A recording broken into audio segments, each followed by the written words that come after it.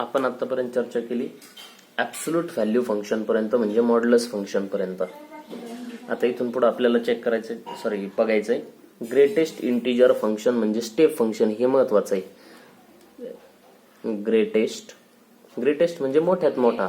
Integer म्हणजे integer आपले झालेले integer number, natural number, whole number, integers, त्यातला तो इंटिजर फंक्शन. त्याला आपण स्टेप फंक्शन सुद्धा म्हणू शकतो.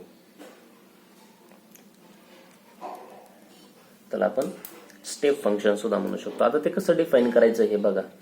For every real number x, for x belongs to R. X हा काय आहे? रियल नंबर आहे. ब्लॅक पेनने लिहू आपण, स्पष्ट दिसल.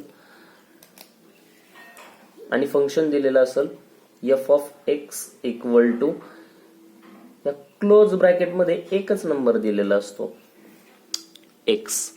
याचं ग्रेटेस्ट इंटिजर फंक्शन काढायचं. याला वेगळ्या यानं पण इंडिकेट करतात, ते आपण बघू. आधी डिफाइन कसं करायचं बघा.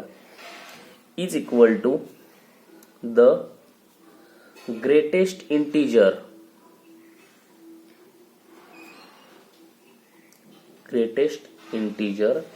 लेस than or equal to x. या फंक्शनची व्हॅल्यू काय येते? ग्रेटेस्ट इंटिजर, मोठ्यात मोठा इंटिजर. एकतर तो लेस दॅन किंवा इक्वल टू एक्स पाहिजे, एक्स पेक्षा लहान, मोठ्यात मोठा, किंवा एक्स हा जर इंटिजर असेल तर फक्त तो काय पाहिजे? इंटिजर पाहिजे फक्त. एवढं लक्षात ठेवायचं. हे झालं ग्रेटेस्ट इंटिजर फंक्शन.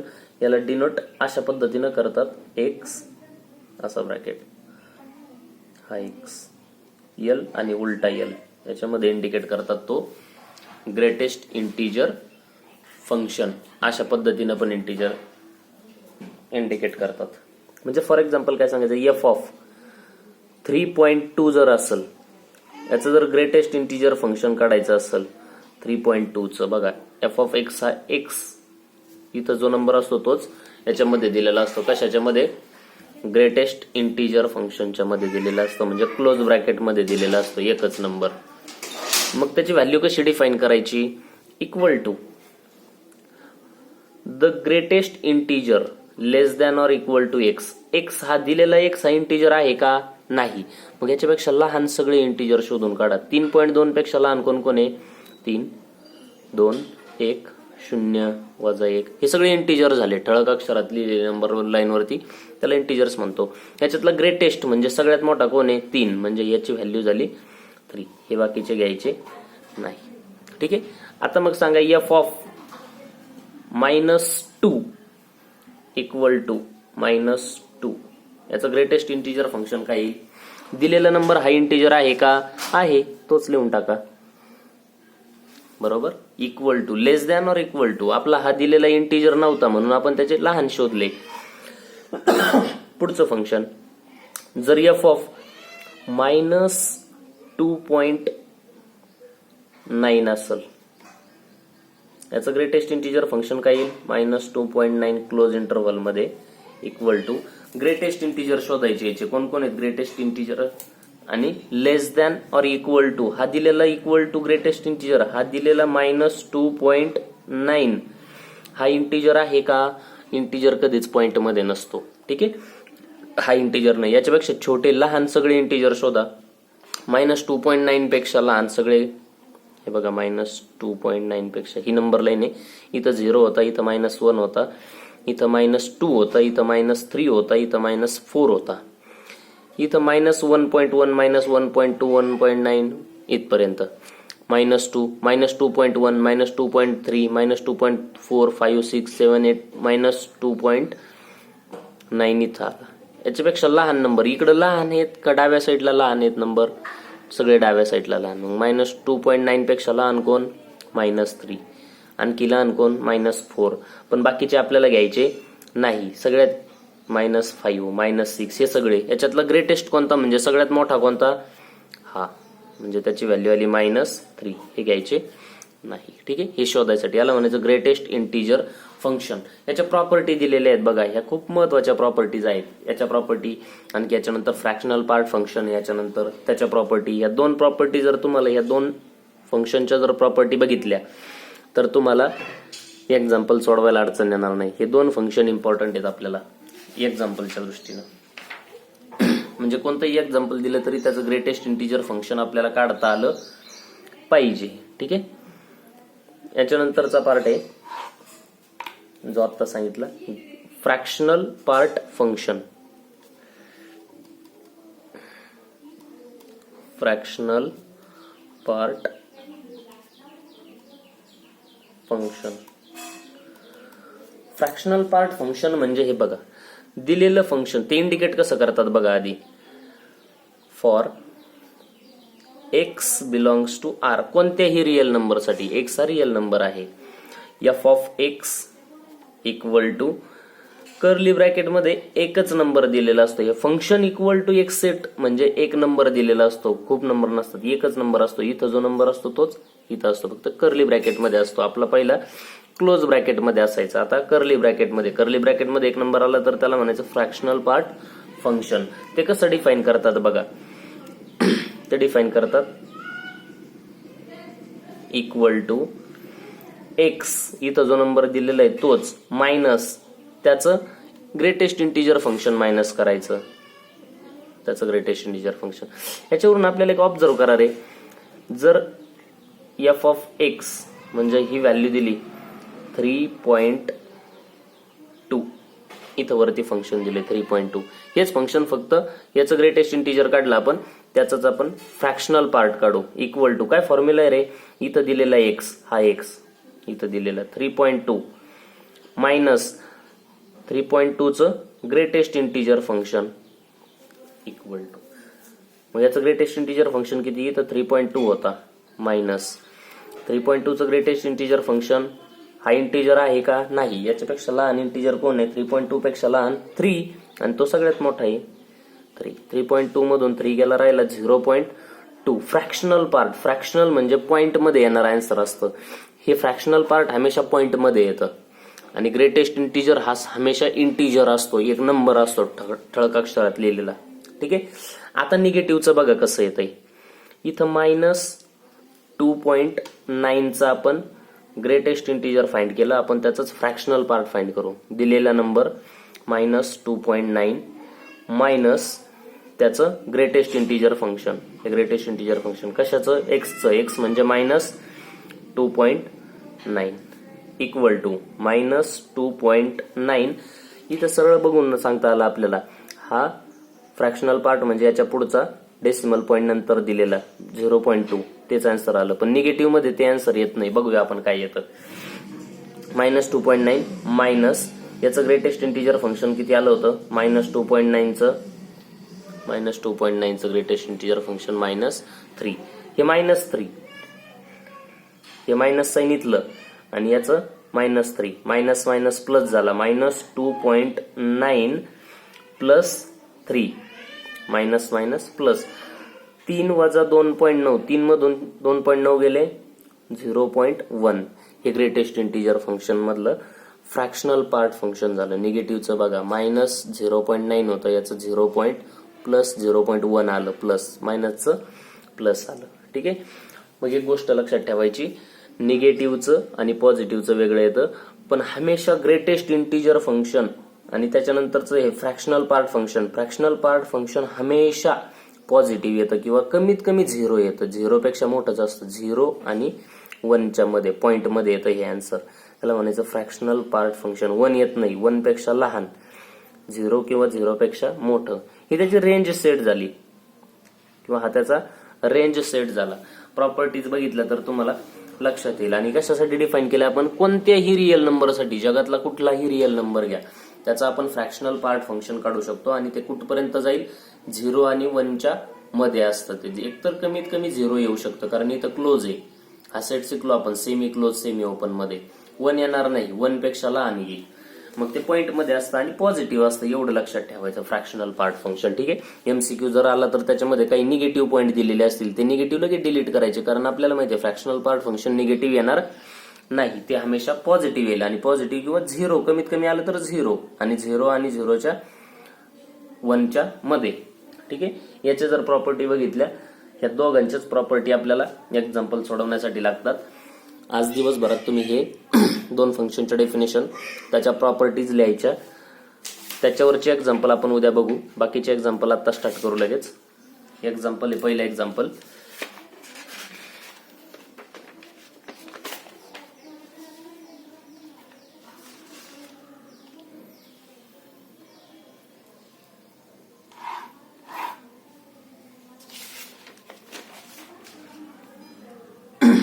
पहिलं एक्झाम्पल बघा, question. If f of x equal to 3x plus 5, f of x दिलाय, and g of x equal to 6x minus 1, then find, त्यातलं पहिलं फाइंड करायचं आपल्याला काय, f plus g of x, दुसरं find करायचं f minus g of 2. बाकीचं तुम्ही फाइंड करू शकता. हे दोन आपण प्रायमरी स्टेजला फाइंड करू.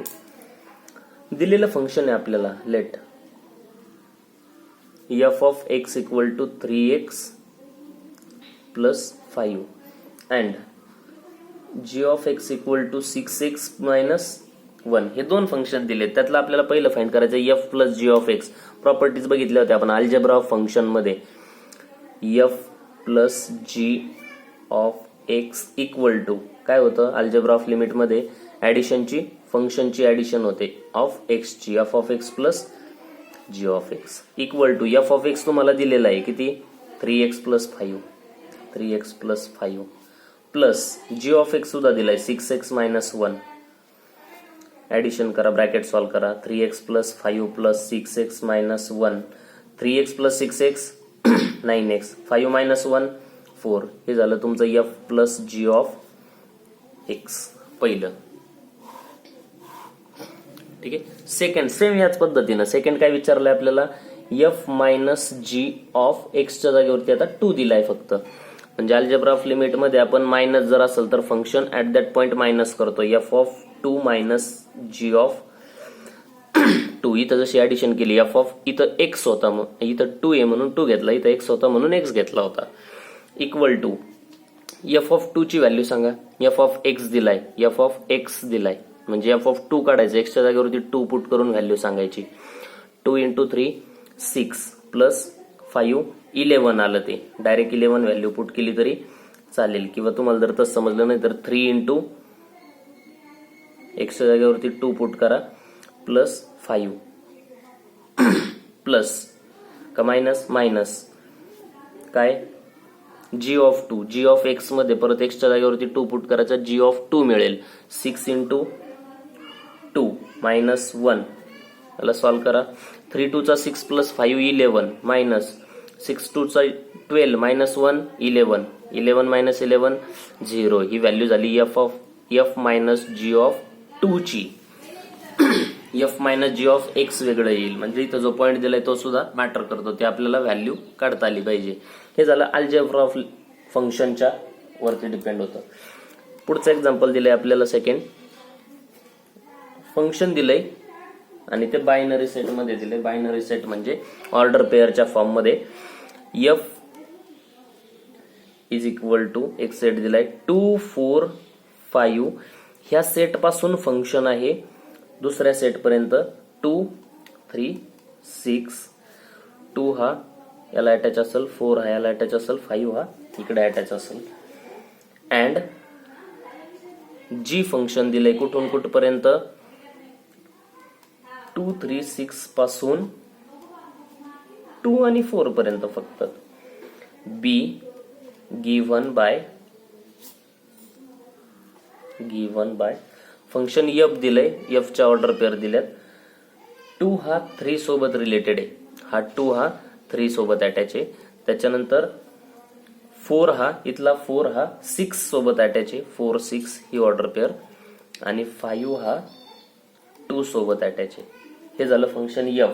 जी फंक्शन सुद्धा तसंच दिलंय. जी इज इक्वल टू काय दिलंय, ऑर्डर पेअर दिलंय. जी मध्ये 2 हा 4 सोबत अटॅच आहे, 3 हा 4 सोबत अटॅच आहे आणि 6 हा 2 सोबत अटॅच आहे. आणि आपल्याला काय सांगितलंय, राईट जी कंपोजिट एफ. जी कंपोजिट एफ, जी कंपोजिट एफ लिहायचं आहे आपल्याला. आपल्याला एफ च्या व्हॅल्यूज माहिती आहे. एफ ऑफ एक्स च्या आपल्याला दिले let f equal to order pair काय काय दिल्या, 2 3 4 6 आणि 5 2. जी काय दिलंय 2 4 3 4 6 2. हे झाले फंक्शन 2.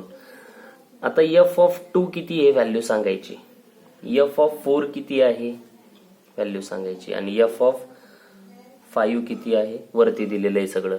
तसं जी ऑफ 2 किती आहे हे तुम्हाला माहिती आहे, जी ऑफ 3 किती आहे तुम्हाला माहिती आहे आणि जी ऑफ 6 किती आहे हे सुद्धा तुम्हाला माहिती आहे. एफ ऑफ 2 म्हणजे हा पहिला नंबर कशाला अटॅच आहे, 3 ला, म्हणजे याची व्हॅल्यू झाली 3. F of 2 equal to 3, f of 4 equal to 6, f of 5 equal to 2. तसंच g of 2 equal to 4, g of 3 equal to 4 आणि जी ऑफ 6 इक्वल टू 2. आता g composite f of x म्हणजे काय, g composite f of x म्हणजे काय, g of f of x. G of f of x, g घ्यायचा, F of x separate घ्यायचा. त्याच्यामध्ये आपल्याला एफ ऑफ एक्स सगळे काढायचे आहेत. म्हणजे एफ ऑफ 2 घ्यायचा एकदा, एफ ऑफ 4 घ्यायचा एकदा, एफ ऑफ 5 घ्यायचा एकदा. ठीक आहे, इथं बघू आपण, हे एक्झाम्पल आहे तुमचं एफ ऑफ.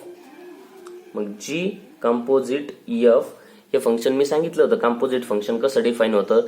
हे 2 3 जर सेट असतील, हा ए बी सी, हे एफ फंक्शन असेल, हे जी फंक्शन असेल, तर इथून सी पर्यंतचं जी कंपोजिट एफ फंक्शन असतं. मग याच्यातले इलिमेंट घ्यायचे ए मधले. ए मध्ये कोण कोण इलिमेंट आहेत, 2 4 5. हे 2 4 5 म्हणजे एफ चे पहिले पहिले इलिमेंट घ्यायचे फक्त. मग जी कंपोजिट एफ, हे आन्सर इथं कंटिन्यू करतोय मी. G composite f of 2 equal to, दुसरं काढायचं जी कंपोजिट एफ ऑफ 2 नंतर 4 इक्वल टू आणि जी कंपोजिट एफ ऑफ 4 नंतर 5. एवढे नंबर काढायचे. आता आपल्याला फॉर्म्युला इथं दिलेला कंपोजिशन ऑफ फंक्शनचा. हे कंपोजिट फंक्शन झालंय आपलं. हे जर डेफिनेशन पाहिली तुम्ही तर g composite f of x equal to g of f of x. मग जी सेपरेट घ्या, इथला जी सेपरेट घेतला, फंक्शन मध्ये एफ ऑफ 2 राहिला, एफ ऑफ 2. इथं जी ऑफ एफ ऑफ 4 राहिला, एफ ऑफ 4. इथं जी ऑफ एफ ऑफ 5 राहिला, f of 5. Equal to equal to equal to g of f of 2 ची व्हॅल्यू तुम्हाला माहिती आहे, एफ ऑफ 2 ची value f of 2 equal to 3. हे 3 राहिलं ब्रॅकेटमध्ये. इथं जी ऑफ एफ ऑफ 4 ची व्हॅल्यू माहिती, एफ ऑफ 4 म्हणजे 6. मग जी तसाच एफ ऑफ 4 च्या जागेवरती 6 पुट केला. जी ऑफ एफ ऑफ 5 ची व्हॅल्यू माहिती आहे तुम्हाला 2. ठीक आहे, equal to equal to equal to g of 3, g of 6, g of 2. हे सगळं दिलेलं असतं, फक्त वापरायचं आपल्याला. जी ऑफ 3 ची व्हॅल्यू तू इथं लिहिलेली आहे आपण, जी ऑफ 3 इक्वल टू 4. आणखी g of 6, g of 6 equal to 2 आणि जी ऑफ 2 इक्वल टू 4. म्हणजे कंपोजिट फंक्शन बघा, g composite f equal to, g composite f function काय आलंय बघा, 2 4 5. 2 साठी किती आलंय, या 2 साठी 4 व्हॅल्यू आली, 2 4. ही एक ऑर्डर पेअर तयार झाली. 4 साठी किती आलंय, 2 4 2. आणि 5 साठी 4 आलंय, 5 4. हे झालं कंपोजिट फंक्शन. जी कंपोजिट एफ आपल्याला काढायला सांगितलं होतं, जी कंपोजिट एफ. असं कंपोजिशन फंक्शन आपल्याला काढता आलं पाहिजे. याच्यानंतर आणखी वेगळं आपल्याला एफ कंपोजिट जी उलट काढायचं, फक्त काढून बघू आपण. एफ कंपोजिट जी, हे जी कंपोजिट एफ दिलेलं होतं, एफ कंपोजिट जी काढता येते काय हे पुढच्या एक्झाम्पल मध्ये बघू आपण. पुढचं एक्झाम्पल दिलंय आपल्याला, स्क्रीनशॉट मारून घ्यायचा किंवा व्हिडिओ स्टॉप करायचा, लिहून घ्यायचे एक्झाम्पल्स, हे समजून घ्यायचे, लिहून घ्यायचे. खूप इम्पॉर्टंट फंक्शन आहेत.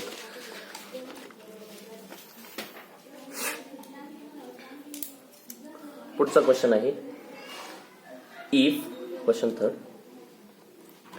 f of x equal to 2x square plus 3 and g of x equal to 5x minus 2 then find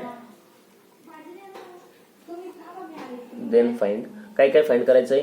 पहिलं म्हणजे f कंपोजिट g, दुसरं म्हणजे g कंपोजिट f, तिसरं f कंपोजिट f, चौथं फाइंड करायचंय g कंपोजिट g.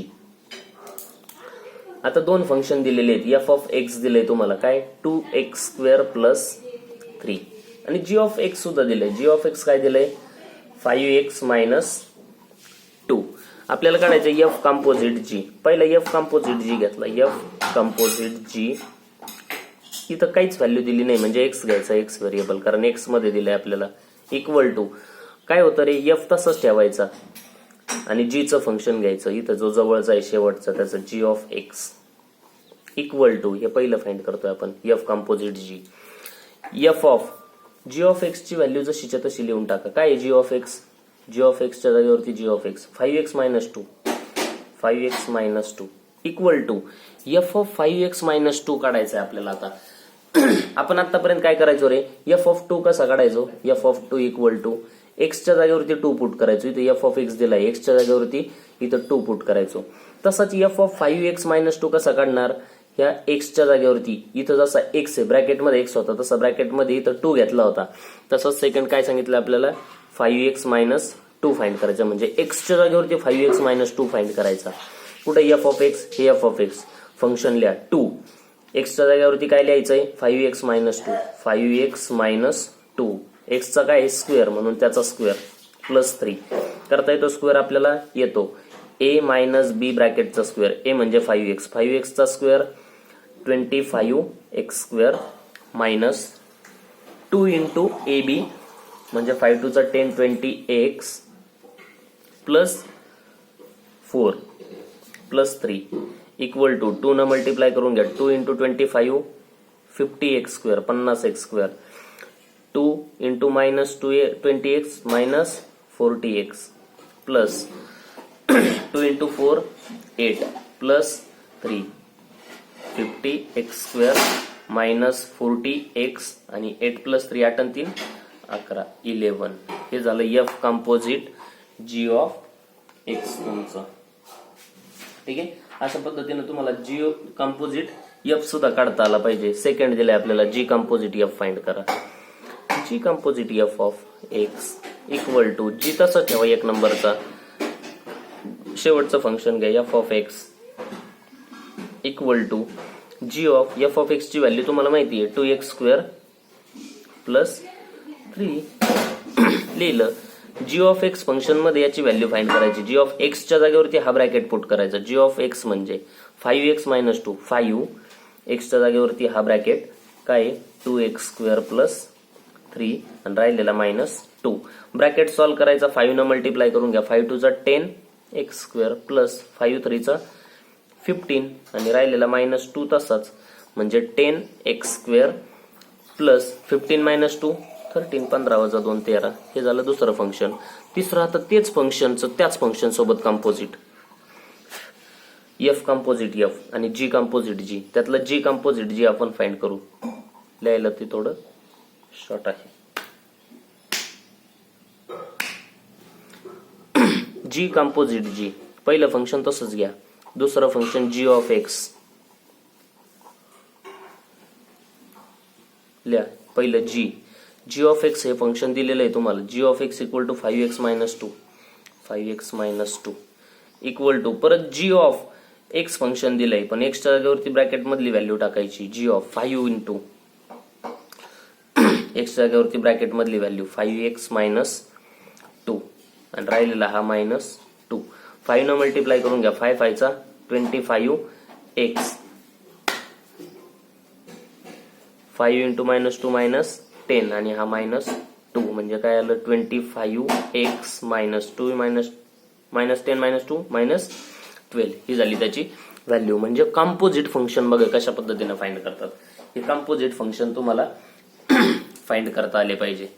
त्याच्यानंतरचा पार्ट आहे inverse function. त्याच्यानंतर आपल्याला ते इनव्हर्स फंक्शन नंतर इनव्हर्स फंक्शन फाइंड करायचे, त्याच्यानंतर फंक्शन चेक करायचे, मॉड्युलस फंक्शन फाइंड करायचंय, त्याच्यानंतर स्टेप फंक्शन. राहिलेले एक्झरसाइज मधले एक्झाम्पल आपण उद्या पाहणार. त्याच्यासाठी तुम्हाला आधी फक्त या सगळ्या प्रॉपर्टीज पाहणं गरजेचं आहे. मॉड्युलस फंक्शनच्या पाहायच्या, हे आपलं आता बघितलेलं ग्रेटेस्ट इंटिजर फंक्शन आणि फ्रॅक्शनल पार्ट फंक्शन, याच्या सुद्धा प्रॉपर्टीज बघायच्या. याच्या आधीच्या बऱ्याचशा प्रॉपर्टीज आहेत त्या बघून ठेवा आणि लिहायच्या. त्या प्रॉपर्टीज वहीमध्ये लिहायच्या. त्याला प्रूफ नसतो प्रॉपर्टीला, फक्त प्रॉपर्टी यूज करायच्या असतात म्हणून ते लिहून घ्या. ठीक आहे.